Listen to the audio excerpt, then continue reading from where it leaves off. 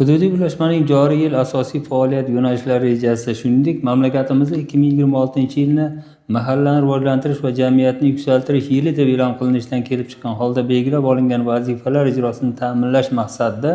hududiy birlashma raisi Ahrorjon Rahmonaliyev Oltiariq tumanida bo'lib, tuman jamiyati mutaxassislari, tayanch guruhlar rahbarlari hamda tizim faollari bilan uchrashdi. Ochiq muloqot tarzida bo'lib o'tgan mazkur tadbirda Federatsiya tizim tashkilotlarining mahallani rivojlantirish va jamiyatni yuksaltirish yili davlat dasturi ijrosida faol ishtirok etishiga erishish, buning uchun fuqarolarning o'zini o'zi boshqarish organlari bilan faol ishlash, bu bilan aholi vakillarining iste'mol sohasiga oid muammolarini samarali hal etish masalalari ko'rib chiqildi. Tadbirda tizim faollari bilan Oltiariq tumanida iste'molchilik ijtimoiy harakati faoliyatini yanada keng yo'lga qo'yish, aholi, iste'molchilarning huquqiy bilim saviyasi va iste'mol madaniyatini oshirish yo'li bilan sohaga oid qonunchilik ijrosini ta'minlash ishiga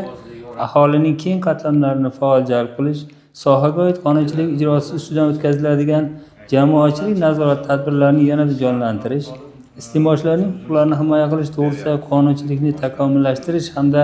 federatsiya va uning hududiy tuzilmalari faoliyatini yanada rivojlantirish kabi masalalarda fikr-mulohazalar almashildi.